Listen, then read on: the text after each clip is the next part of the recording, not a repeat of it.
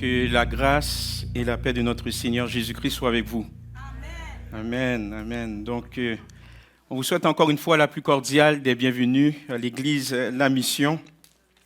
Donc, très heureux de vous voir aujourd'hui. Et j'aimerais simplement mettre la table au début. Vous savez, en tant que prédicateur, c'est-à-dire messager de la bonne nouvelle de Jésus-Christ, eh bien, ma mission, c'est de vous présenter l'Évangile. Vous êtes d'accord avec ça? C'est de vous présenter l'Évangile, c'est-à-dire la bonne nouvelle de Jésus-Christ, le message de Jésus, le message vivant de Jésus. Ce n'est pas juste un message ancien, mais c'est un message qui est encore d'ordre d'actualité. C'est un message vivant.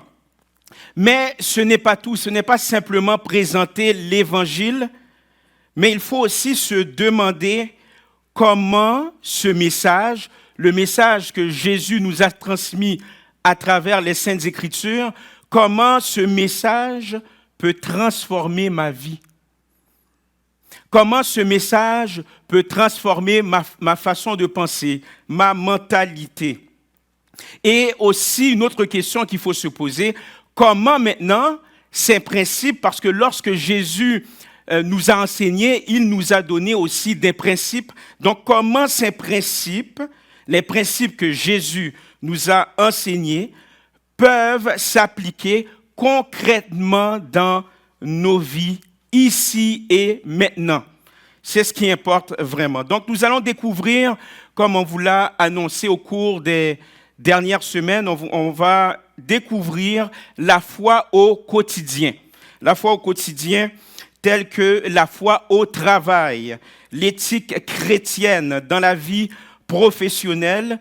Et je vais débuter avec cet énoncé. Vous savez, on a tous vécu, ça c'est sûr et certain, on a tous vécu un patron difficile. Un patron difficile, un milieu de travail injuste. On a appliqué dans un milieu de travail et au fil du temps, on est déçu, on constate qu'il y a beaucoup d'injustices. Donc parfois un patron difficile, un milieu de travail injuste, des tâches qu'on nous impose, mais qu'on déteste faire.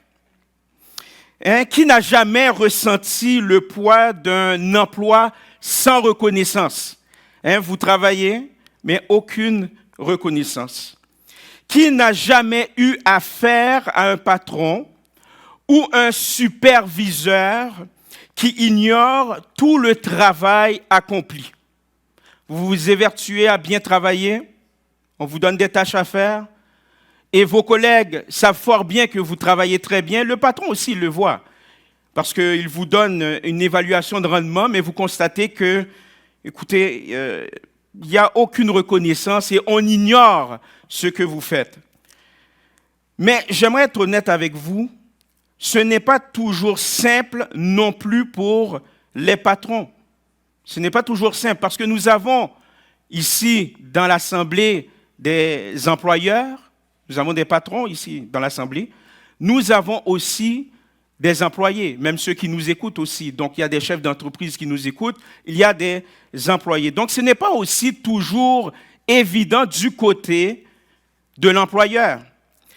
C'est-à-dire, du côté de l'employeur, comment diriger avec justice, j'ai bien dit justice, quand les employés résistent. Comment diriger avec justice quand vous avez des employés qui vous résistent? Quand vous avez des employés qui vous contestent? Quand vous avez des employés qui font juste le strict minimum? Donc, dans ce message, on va voir à travers l'histoire de Joseph ainsi que l'histoire de Moïse, comment la foi, la sagesse et l'intégrité peuvent transformer la relation entre patron et employé. C'est ce que nous allons voir à travers les récits de Moïse ainsi que Joseph. Et c'est ça qu'on va voir aujourd'hui. Et nous allons voir aussi comment le milieu de travail peut devenir un espace où Dieu agit même quand il y a de l'injustice. C'est ce que nous allons voir. Dieu peut agir dans le milieu du travail, ça peut devenir un espace quand bien même qu'il y a une forme d'injustice, que ce soit du côté des employés, que ce soit aussi du côté des patrons. Et à juste titre, c'est exactement l'histoire de Joseph.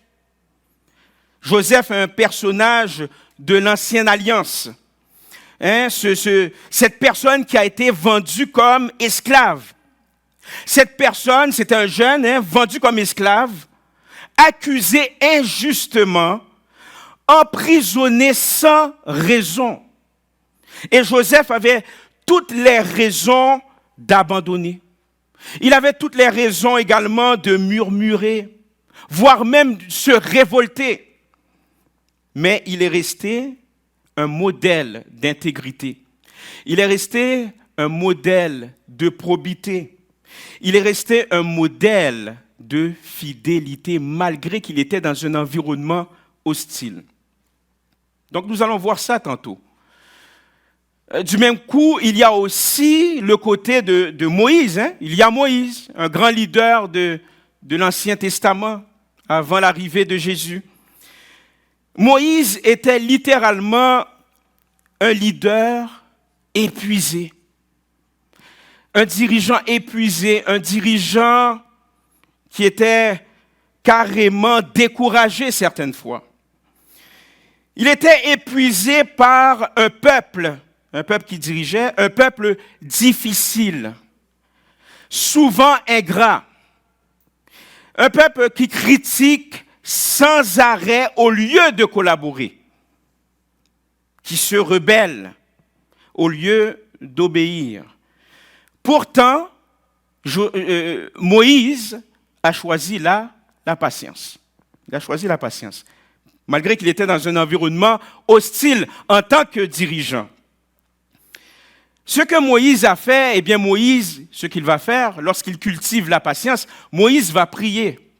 Moïse va intercéder. Moïse continue, n'est-ce pas, à diriger le peuple avec un cœur tourné vers Dieu. Ça prend un cœur tourné vers Dieu pour diriger une équipe difficile. Donc, nous avons constaté qu'il y a deux parcours, n'est-ce pas? Deux parcours, mais une même leçon. Que tu sois un employé ou un patron, Dieu t'appelle à la fidélité. Que tu sois un employé ou un patron, Dieu t'appelle à l'intégrité, quand bien même que c'est difficile, quand bien même que tu es dans un environnement d'ingratitude, dans un environnement injuste. Donc, je vais lire pour vous Genèse, chapitre 39, les versets 2 à 4. Genèse, chapitre 39, les versets 2 à 4. Je lis pour vous. L'Éternel fut avec lui et la prospérité l'accompagna. Il habitait dans la maison de son maître, l'Égyptien. Son maître vit que l'Éternel était avec lui et que l'Éternel faisait prospérer entre ses mains tout ce qu'il entreprenait. Joseph trouva grâce aux yeux de son maître, qui l'employa à son service, l'établit sur sa maison et lui confia tout ce qu'il possédait. Voici le titre de ce que je souhaite partager avec vous, la loyauté dans l'hostilité. J'ai vu des gens qui me regardent comme « Oh !» La loyauté dans l'hostilité. Vous savez, Joseph, il a passé par 3 environnements professionnels bien différents. Il a passé par la maison de Potiphar. Potiphar, c'est un leader. Potiphar, en tant qu'esclave. Ensuite, on l'a emprisonné injustement. Mais pendant qu'il était en prison, il était un responsable dans la prison, en tant que détenu, un détenu responsable. Deuxième environnement. Troisième environnement, le palais de Pharaon, en tant que chef de l'Égypte. Donc, qu'est-ce qu'on constate à travers ça? Son travail devient un témoignage silencieux de la présence de Dieu. Je le répète pour les besoins de la cause, c'est important que tu puisses saisir cela. Son travail devient un témoignage silencieux. Il n'a pas fait de bruit, là. Silencieux de la présence de Dieu. Et vous allez remarquer qu'à chaque étape difficile, à chaque étape, Joseph demeure fidèle. Et Dieu l'élève à chaque étape. Donc, il demeure fidèle et Dieu l'élève. Maintenant, plus tard, quelques décennies plus tard, quelques siècles plus tard, dans Exode chapitre 32 jusqu'à chapitre 34. Donc, on n'a pas le temps de le lire aujourd'hui, donc vous pouvez le lire chez vous. Donc, dans ces passages que je viens de mentionner, dans Exode chapitre 32 à chapitre 34, eh bien, Moïse, un dirigeant, un leader charismatique, un leader qui a été appointé par le Dieu créateur, maintenant, lui se retrouve du côté du leadership. C'est un dirigeant, c'est un leader. Ce leader, maintenant, il est confronté à l'une des plus grandes crises d'Israël.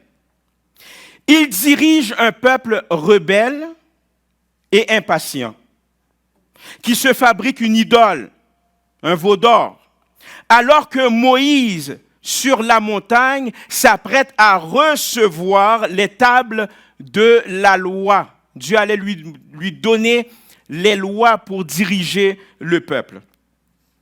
Donc, devant la révolte du peuple, Dieu déclare à Moïse, et à mon humble avis, je crois que c'était un test lorsqu'il a déclaré ceci. Donc, Dieu déclare à Moïse qu'il veut anéantir cette génération rebelle et recommencer avec lui une nouvelle génération. Mettez-vous à l'esprit, Moïse est dans un contexte extrêmement difficile. Au même titre que Joseph était dans un milieu difficile en tant qu'employé, maintenant Moïse qui est dirigeant, un dirigeant qui a été appointé par Dieu, ce n'est pas n'importe quoi là. Donc il est en train de diriger un peuple extrêmement difficile. Certaines fois, vous le voyez découragé. Et dans son interaction avec Dieu, Dieu lui dit, écoute, je suis prêt à anéantir ce peuple et je vais recommencer avec toi, un nouveau peuple avec toi. Mais Moïse a une autre mentalité.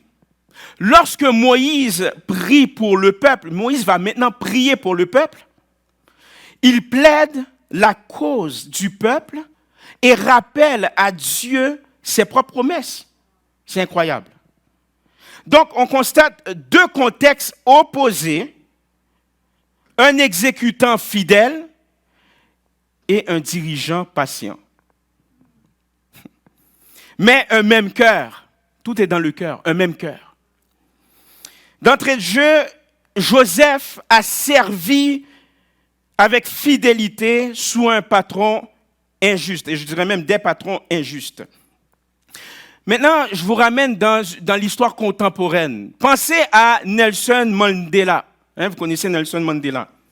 Emprisonné pendant 27 ans parce qu'il s'est opposé. Il s'est opposé aux lois d'apartheid. Pour faire une histoire courte, c'est quoi l'apartheid? Eh bien, c'était un ensemble de règles racistes visant à séparer et à discriminer les Noirs au profit de la majorité blanche en Afrique du Sud. Donc, Nelson Mandela aurait pu laisser la rancune le détruire. Non, il a choisi la droiture. Il a choisi la droiture. Il a choisi la paix intérieure. Et quand il est sorti, il n'a pas cherché la vengeance lorsqu'il est sorti de prison. Il pouvait le faire. Dans l'histoire, on a des exemples des gens qui ont été emprisonnés injustement et lorsqu'ils sont sortis, c'est la vengeance des opposants. Mais ce dernier n'a pas cherché à se venger, mais il a cherché la réconciliation. Donc de même, Joseph aurait pu nourrir la colère contre Potiphar. Bon, j'irai même plus loin. Il pouvait même nourrir sa colère contre Dieu. En disant, Dieu, pourquoi tu me fais ça là? J'ai été intègre envers toi, je te connais, mais pourquoi tu me permets de vivre cela? Il pouvait nourrir non seulement la colère envers son patron, son supérieur, mais à juste titre, il pouvait même être en colère contre Dieu. Mais il a choisi la fidélité. C'est incroyable, il a choisi la fidélité. Donc, dans la maison de Potiphar, Joseph, il n'attend pas que les conditions soient parfaites pour servir. Vous savez, c'est quoi son secret? Il sert comme pour Dieu. C'est ça sa mentalité. Je suis dans un environnement hostile, mais je sers comme si j'étais en train de servir Dieu. Oui, je sers Potiphar, mon supérieur, mais en réalité, je sers le Dieu Tout-Puissant. Donc, quand le patron n'est pas juste envers toi, la tentation, c'est de faire le strict minimum. Ça, c'est la tentation. Ah ouais, tu es injuste, je vais faire seulement le strict minimum. On a tous été confrontés à cela. Mais remarquez Joseph. Joseph fait le maximum. Joseph fait le maximum. Et la résultante de son état du cœur, pendant qu'il fait le maximum, eh bien maintenant, Dieu l'élève. À toutes les fois, à chaque épreuve, Dieu est en train de l'élever. Je vais vous parler de mon cas. Je me souviens comme si c'était hier. Comme si c'était hier. J'avais 26 ans. J'ai commencé à travailler à la fonction publique. Le premier ministère que j'ai travaillé, c'était la commission des transports. Quelques années plus tard, j'ai travaillé au directeur de l'État civil. Mais là, je vous parle lorsque j'ai commencé à rentrer dans la fonction publique québécoise. Donc, la commission des transports. Et lors de l'entrevue, la gestionnaire, c'était une femme de 37 ans, c'était une jeune. Et pendant l'entrevue, elle paraissait sympathique. Elle paraissait sympathique, pleine d'énergie, si bien que pour ceux qui me connaissent personnellement, je suis quelqu'un qui aime blaguer. Je vous dis, pendant l'entrevue, on blaguait.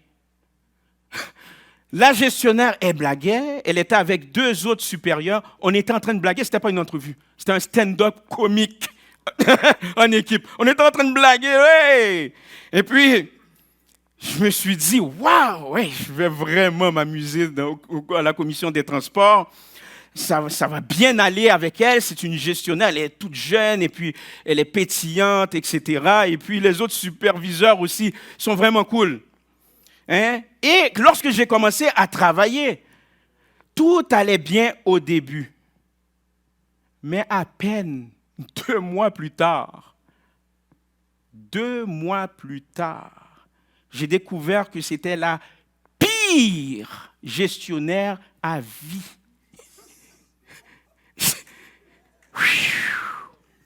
La pire gestionnaire que je n'ai jamais eue de toute ma carrière. La pire. Elle était constamment sur mon dos, constamment. Et les autres employés me disaient, en passant, ils t'ont engagé, parce qu'à l'époque, le gouvernement encourageait les ministères à engager des jeunes. C'est bon pour les statistiques. Donc, il y a eu un complot pour encourager des jeunes, mais après ça, les mettre dehors. Est-ce que vous êtes là? Et mes collègues m'ont dit, écoute, elle est après toi parce qu'elle est en train de monter un dossier sur toi. Un exemple parfait. À un certain moment donné, elle me convoque en me disant, tu passes trop de temps sur Internet. Je dis, je passe trop de temps sur Internet, je ne comprends pas. J'ai les preuves, elle sort tous les sites que j'ai visités. Elle sort. Elle dit, tu vois, tu passes trop de temps. Et puis elle était contente, là. Il manque juste une salive, là. Hey, tu vois? Je prends le document en question, j'ai dit, c'est bizarre, ça, c'est pendant mon dîner. Est-ce que vous comprenez? C'est pendant mon dîner. Elle fait, oh. Donc, elle essayait de monter un dossier contre moi, et je vous le dis sincèrement, elle me tapait sur les nerfs que j'avais envie d'aller la confronter directement. Là. J'avais envie de la confronter directement et lui dire les 4 vérités. Là. Je vous dis, là, ça me tentait. Pourtant, je me suis retenu. Pourquoi? Parce que je me suis rappelé que Dieu m'avait appelé à être un dirigeant un jour, un leader. Et Dieu me rappelle aussi à ne pas agir sous l'effet de la colère. Et que les gens qui étaient là savaient que j'étais chrétien. Les gens le savaient. Et Dieu me dit, je t'ai placé là parce que tu as un témoignage à donner. Et je me souviens, à l'époque, ma femme, elle était enceinte. Hein? Et puis la gestionnaire savait, elle était enceinte de Noémie, ça, la gestionnaire savait que j'attendais un enfant, en 2006. Et ma femme m'avait encouragé aussi à ne pas agir de manière impulsive. Donc elle m'encourageait, Cynthia, elle m'encourageait et priait avec moi. Alors, au lieu de céder à la colère, j'ai choisi de prier. Ce n'était pas facile, ok? Je vous le dis là, ce n'était pas facile. Mais j'ai choisi de prier. Et finalement, quand elle m'avait vraiment traité injustement envers moi, eh bien, j'ai déposé une plainte officielle au syndicat. Et vous savez quoi? J'ai eu gain de cause. Mais en réalité, ce dont je suis le plus fier, pour être honnête avec vous, c'est de ne pas avoir, ou du moins de ne pas laisser la colère me dominer. Et je me suis rappelé aussi que dans cet environnement injuste, je me suis rappelé qu'en réalité, ce n'était pas elle qui était mon boss. Mon vrai boss était Jésus. Jésus était mon vrai boss. Donc tout ça pour vous dire que quand tu travailles sous un supérieur difficile, rappelle-toi, mes chers amis, rappelle-toi que ton vrai patron, c'est Dieu. Rappelle-toi que ton vrai patron, c'est Dieu. Quand tu vois que ça va bien, mais rappelle-toi que tu dois toujours rester fidèle parce que Dieu est en train de préparer ta promotion. C'est ce que Dieu fait.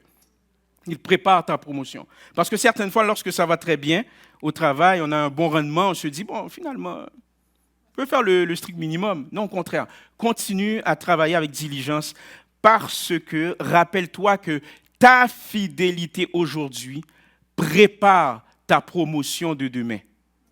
C'est ce que nous avons vu avec Joseph.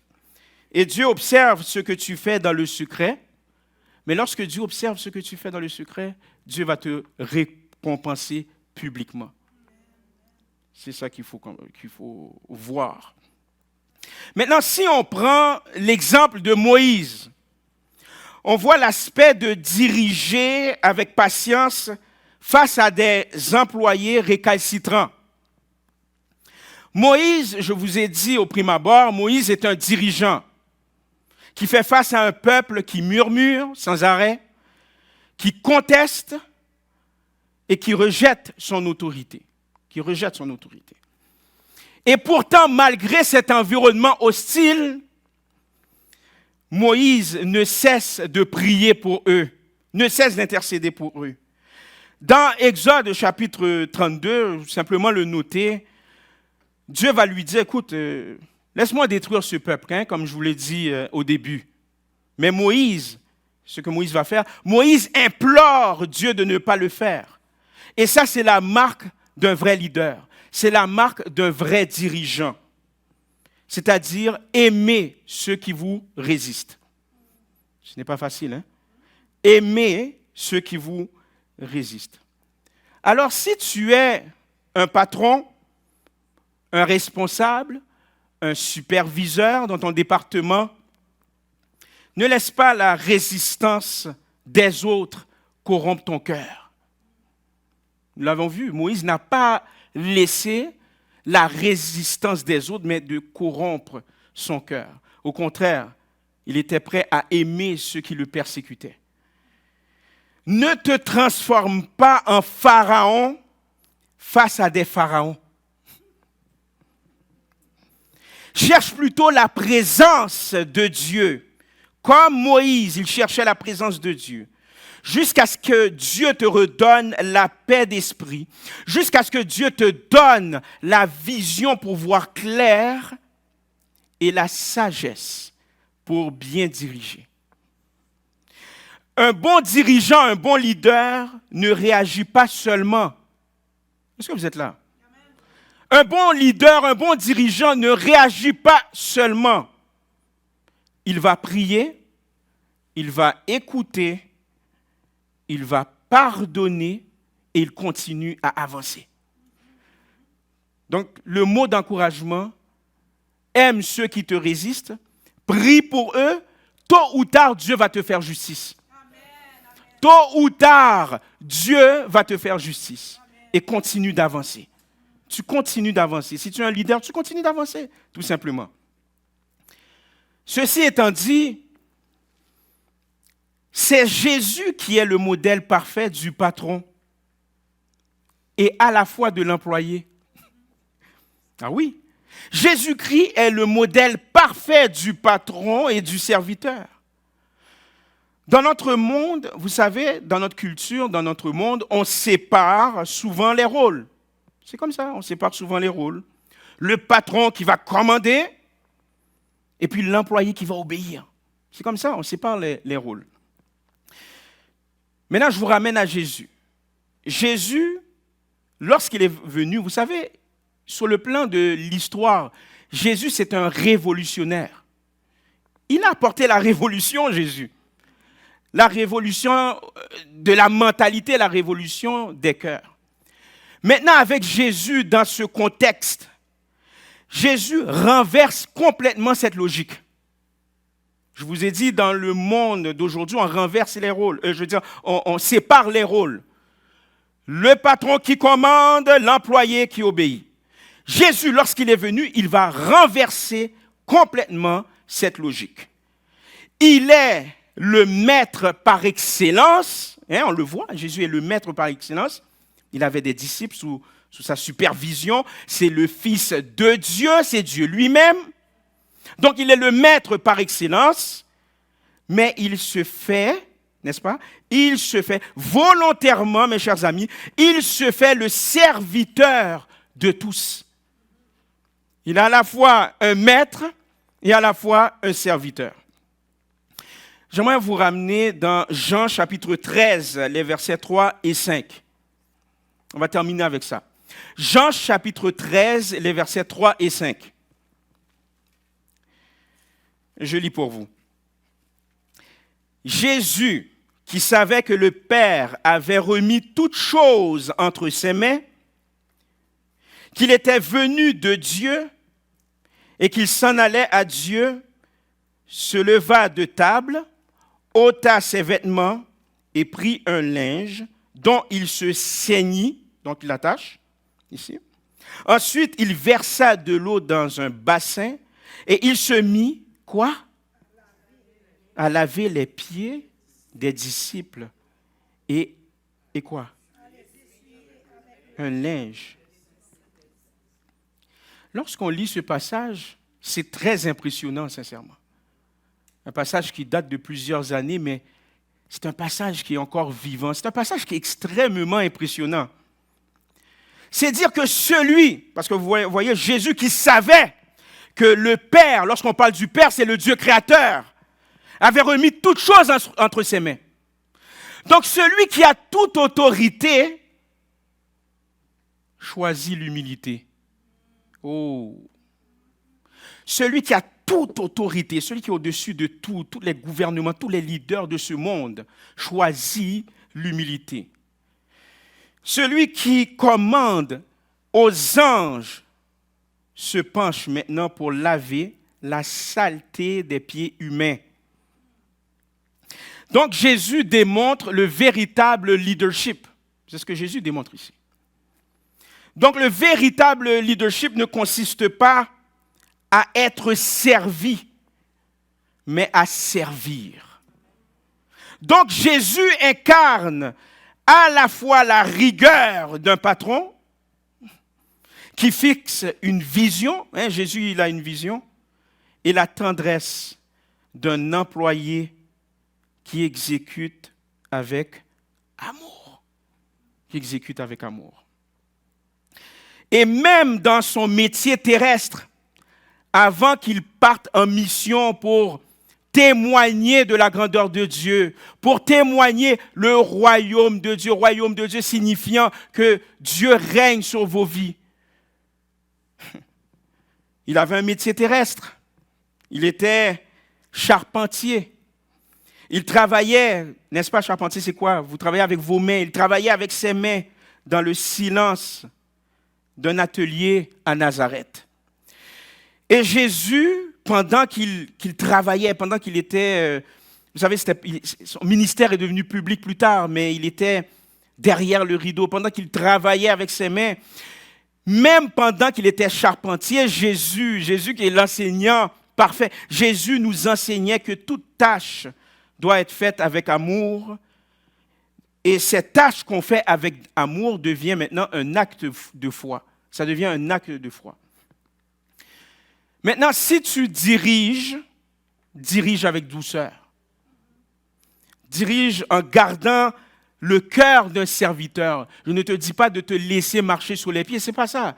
C'est simplement dirige avec douceur tout en gardant un cœur de serviteur. Ministère veut dire service.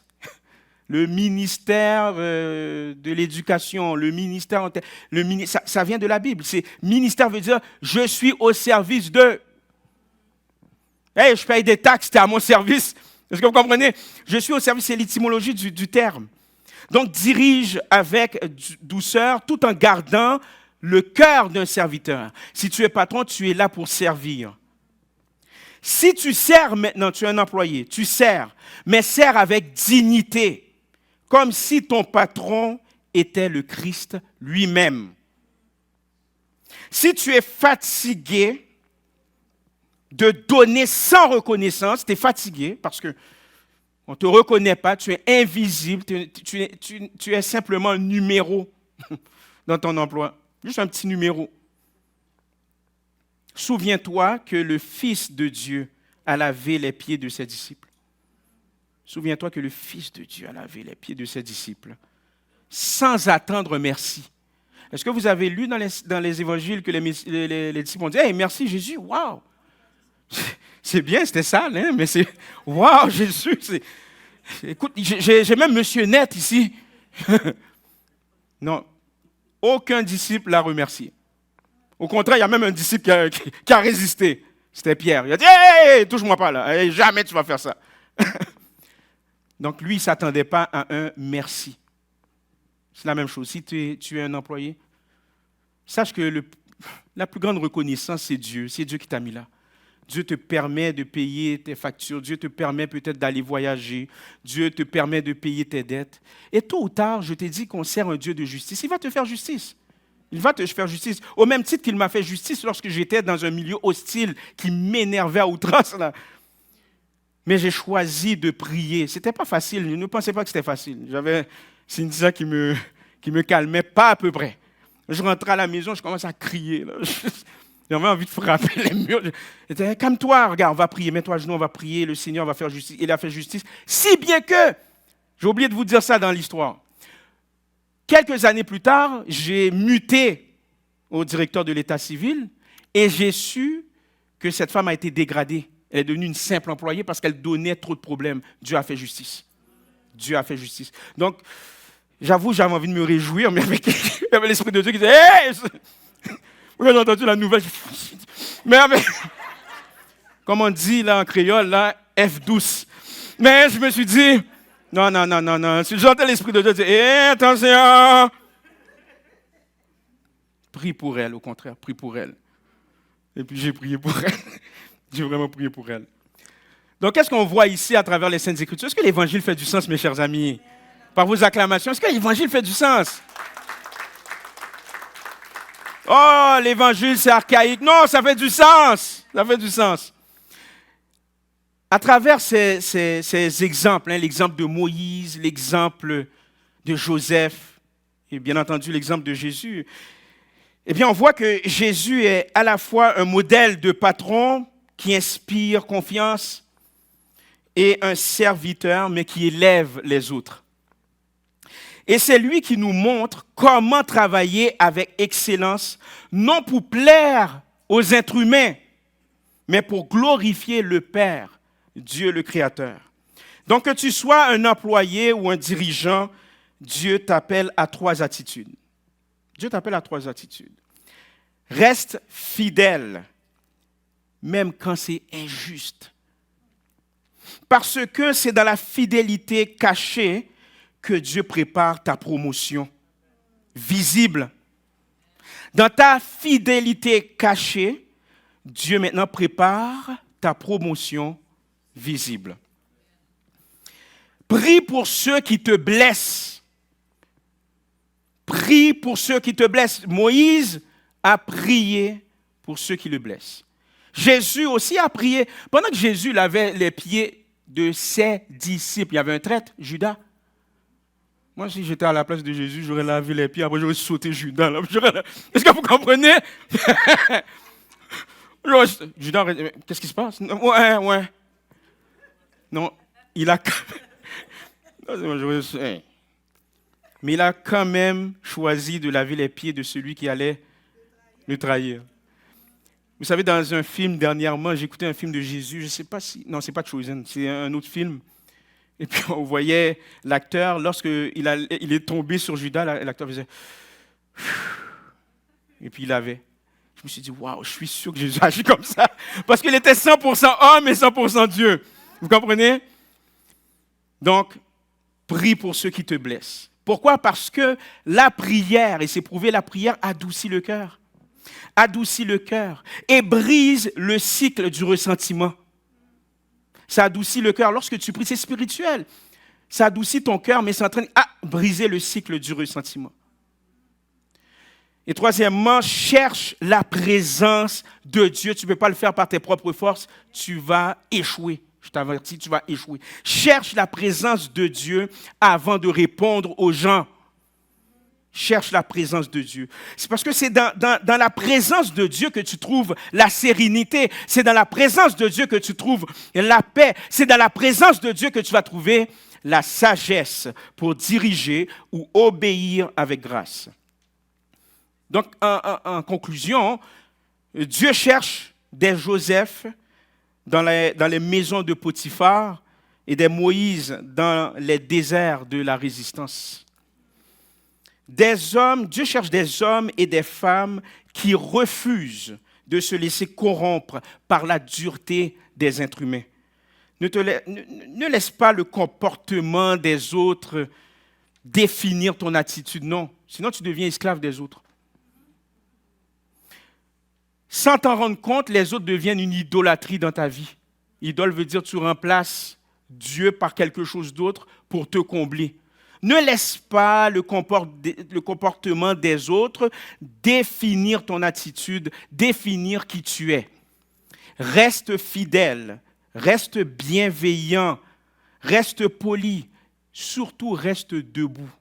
Reste debout. Parce que tu as un témoignage dans ton milieu de travail. Les gens savent fort bien que tu es chrétien, que tu crois au Seigneur Jésus-Christ. Tu dois être un témoignage. Jésus était un témoignage dans son temps, malgré l'injustice. Malgré la trahison, mais Jésus est demeuré fidèle et un modèle aussi pour les autres. Pourquoi? Parce que Dieu, dans son temps, va t'élever. Dans son temps, Dieu va t'élever dans ton milieu de travail. Tu verras, dans le nom de Jésus. J'aimerais terminer simplement avec une courte prière. Une très courte prière. Seigneur, nous te remercions pour ce message qui est actuel, qui est imprégné de vérité, imprégné d'amour, Seigneur Dieu Tout-Puissant. Et je m'accorde, Seigneur Dieu, avec ton Église, avec ceux qui nous écoutent également. Donne-nous la grâce de servir comme Joseph, de diriger comme Moïse et d'aimer comme Jésus.